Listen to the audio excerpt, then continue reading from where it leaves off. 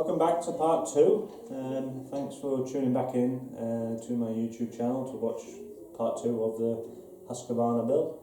I've already done this video once, well, part 2 once. I've done it on my iPhone, but when I went to move the file and dropped it onto my desktop, somehow the file got corrupted and lost everything.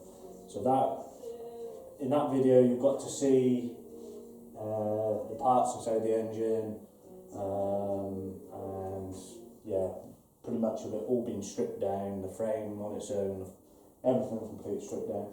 So now I'm in the middle of literally just getting all the last bits now. Got a couple more things I need to order, but I'm quite surprised how far I've got with parts so far. I've already started polishing bits and pieces. Got the swinging arm.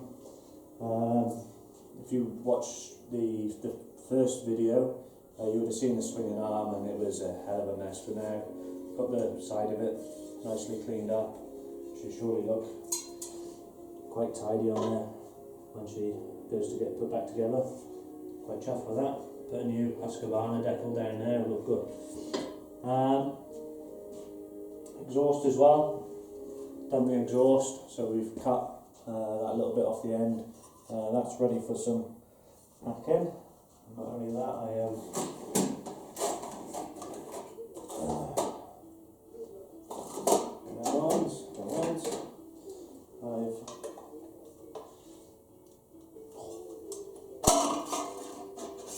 I've zinc plated the baffle, because these have got a tendency to corrode, you know, after you've jetted off the bike. The wool inside usually takes up, soaks up the water, even though you're not trying to spray it in there, but when it does anyway. But that's all been, so I've got to put some packing in there, so that'll look very nice and tidy. Chuffed with that. So I'm still waiting for all the needle roller bearings for the swinging arm, so I'm literally just getting that sorted. As well as that, I'll take you off the tripod there now, and I'll just show you a couple of things that I've come across doing this build. Yeah, so I'll show you around.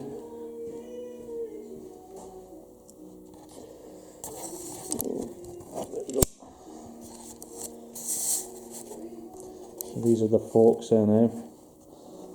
Finish on them. It's not chrome finish.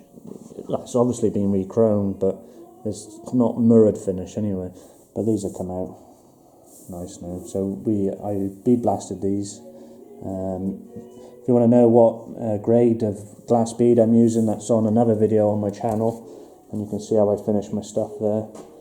All the powder coating's been done in house. I would show you them frame numbers there a bit, but this, I don't really want to show too much of this frame. The frame numbers on this. It's a swinging arm. So it'll come out nice there now. So I'll put a graphic in here, make it look nice. And this was bead blasted as well. So that's the bead blasted finish you can see in between there, which we'll leave that. And then just to treat this raw aluminium is just a GT85 or WD-40 is perfectly. All the pins, all the special pins that hold stuff in that, I've had that all re-zinc plated. The foot pegs, these are an upgraded foot peg. I'm not overly happy how it all works. It's kind of still. I wish I cut these off and done what I'd done on the 500 on them pegs. Gone and stuck. What's going on here now? Yeah, gone and stuck a KTM style peg on there, and it's real nice. The spring works and everything. Plastics, cleaned all them off. They took half a day to get all these somewhere near clean. That's one thing that I'm slightly disappointed about. You can't get plastics for this model of bike because they only done this model of bike for 1 year, so it's not worth making molds for new plastic. So you've got to use like remolded plastic, which isn't the best, but it will do. But I'm going to have like 5 different whites on this bike, which is going to be a bit of a shame. But we'll put it together and we'll see what it looks like. And I might have a look and see if I can find a company to plastic dip them. Not dip them, plastic spray them. So it's like a thin layer of plastic on it. And we'll see what it's like when we get it all on. Here's the spindles and that have all been zinc plated. When I send these off, they're all being cleaned. I blast all these parts before they get sent off, so they come out majority somewhat good, like, you know. Rear brake lever, polish that up, make it look a bit nice. Radiators have been powder coated, so we blast the outer cores of these. Make sure we don't blast the fins. And they should look somewhat tidy when they're back on there. And at the end of the day, you drop your bike and you bend it, it's nothing to worry about because they're the old ones. Exhaust, these are the linkage parts. So these are just being blasted, but I've got to polish these on the drill, and they'll come up nice. These little bits there. Exhaust, I haven't done that yet, but I'm going to do a new video on my exhaust blow kit showing how that all works. And then once I've got all the dents out, I will satin black it with some PJ high temperature stuff. The seat, all been denailed and cleaned, ready for the new seat cover to go on. That should look very nice when that's done. Wheels are all built up. Got some Michelin motocross tyres on there. Waiting for a couple of little bits for that rear drum, a couple of seals and that. There's an upgrade on the front wheels on these. This is the original disc, which I had re-zinc plated. Right, with this, it's meant to be floating. There's an upgrade you can put on these, and they're solid. So we'll try them. We'll put that on. I've got all that anyway. So if the customer, when he has it back, he goes, well, you know, I want the floating disc, I want the original back. He can put the original back on there. So there's a rear sprocket on there and that.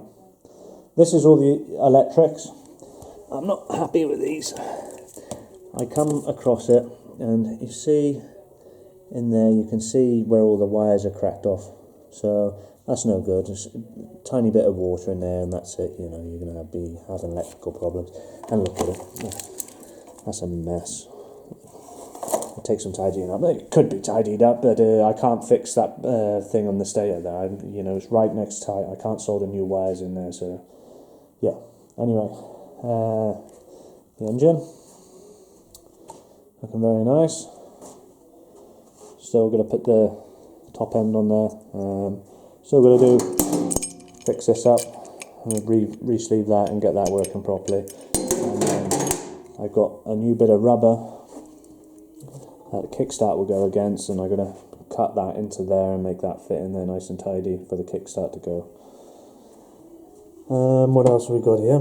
This is an upgrade. This is off Husqvarna Man. It goes on obviously the sprocket side, on that side there, and it's to replace the old one, and apparently these are a lot more reliable and they keep the light gear oil in it, and it looks nice and trick with the gold. These are the new spacers for the floating disc. You can see there I've polished up the old ones, but when I was putting them back on, they were cracked and stuff like that, so I thought, well, I best get some new ones of them. So I've got a load of them to replace on there. But like I said, we're putting a solid disc on there. CC Products do a solid disc conversion for these. So I'll do another video on that probably when it's more back together. What else have we got here? Second-hand water pump cover. Literally rocking horse poo to get hold of. Gasket for that, and some water pump propellers. There's a couple of old ones there.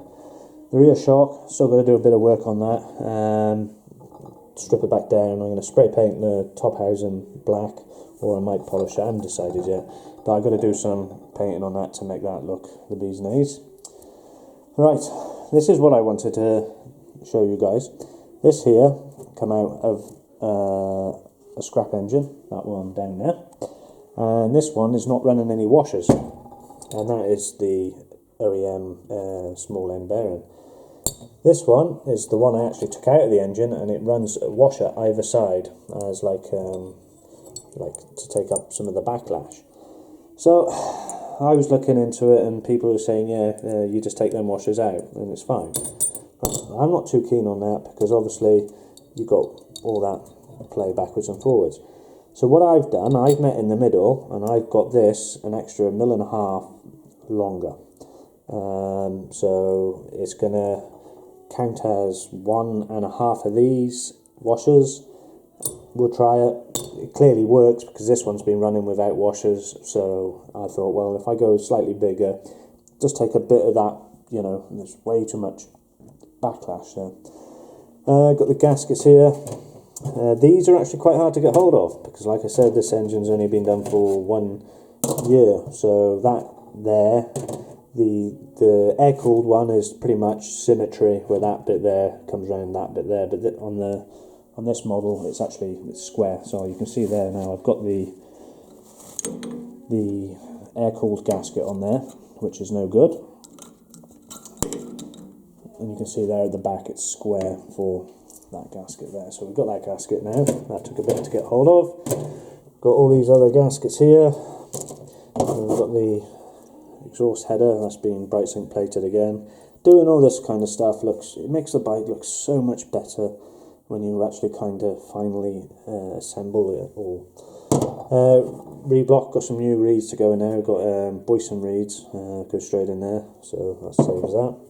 The barrel, I'm going to keep the barrel as it is, you see there, nice and clean, because this is a service part, so you should be doing it. If this bike gets ridden, you know, you should do a piston every, I don't know, if you're going to ride it hard, every 6 hours in a 2-stroke, but if you're only going to be riding it gently, you know, you could easily get 10 hours out of it. This is the electric kit that I found, which is made in, well, don't quote me on this, apparently it's made in the UK, or it might be assembled in the UK, so don't hold me on them, you know. Electric X World Limited. Right, what I like about this is it's a complete kit, and they do a motocross one and they do an enduro one for this model of bike, which is unbelievable. Comes with instructions as well, so telling you what's what colour wires do what they fit. The reason why I've gone and got these electrics is because that pile over there is completely a right mess, and on the stator was the main issue. Why I thought, well, this is no good. We need to resolve this problem. So it comes with everything you need. Nice plate for bolting the actual stator to.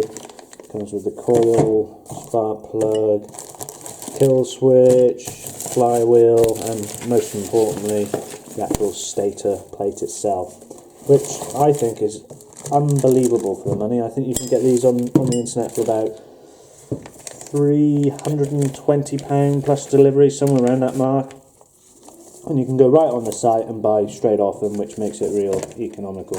And they have a massive array, Makos, you name it. They've got loads of different layouts, and it's just well worth it. Everything is nice, clean and new, and they've used the Jap style connectors, which I've got all the kits for them, and I can solder all the ends on, and it's going to look perfect when I go to put the front lights on there and the brake light switches and stuff like that. So it's going to look great. These are the old back plates of the stators. Just gets rid of all of them. You don't need any of that because it all comes in the kit, which is great. More bright zinc plate and stuff, all the bushes out of the swinging arm and that, and all the washers, reuse all them. Majority of all these bearings, you're able to get hold of them. The only one I can't get hold of is this big one, which goes in the top of the shock and the bottom of the link. Still looking for them. Hopefully we'll come by them, well, hopefully I'll get them sorted soon. I got new ring seals for the swinging arm as well. That's that sorted. All the bolts will be replaced in that. What we've got here, just all bits and pieces of the old motor there. We tried to assemble parts with this as well. trying to find this case was absolutely a nightmare. This is pretty much the best case I could find. We literally had to buy all of these different cases, look. And they're all damaged. So 1, 2, 3, and then 4, including the engine cases as well. And these here, all of the ones I got, they're all damaged as well, so I had to find another second home. What I think I might do with this is make a little bush, drill these holes out ever so slightly and make a bush to go inside it so you can't over tighten it. Maybe that's what I'll do. That'll stop that problem of splitting. Just stick a brass or aluminium bush in the epoxy resin in a minute. So we're actually making progress. Finally getting there. I know it seems like, you know, the job seems to drag on a bit, but to try and get the job so when you put the bike back together it looks absolutely awesome. So that's what I try to do. So this is a Husqvarna 240 1986, and this is a 6 days model that Husqvarna built for him. Yeah. So thanks for watching part 2. Please tune in. I think the next one's going to be pretty much the finale. So I might do one in between. We'll see how we get on. So there might be 2 more parts to this video, but hopefully we'll have it done before Christmas. Keep the customer happy, because it has been pretty much, he dropped it off March this year, so hopefully to have it out the door. But like I said, it's not been easy trying to get all these little bits and pieces, you know, just to try and get a couple of parts sorted, and then you're like, oh bloody hell, I need this other part. So anyway, thanks for watching part 2. If you liked it, give us a thumbs up, and please subscribe, because I'll be doing more engine rebuilds when I finally get my man cave sorted. Once that's all sorted in there, I'm going to set up some nice cameras and try and learn how to do proper videos, and you can see everything I do then, step by step. So yeah, cheers again guys, thanks for watching, see you, bye.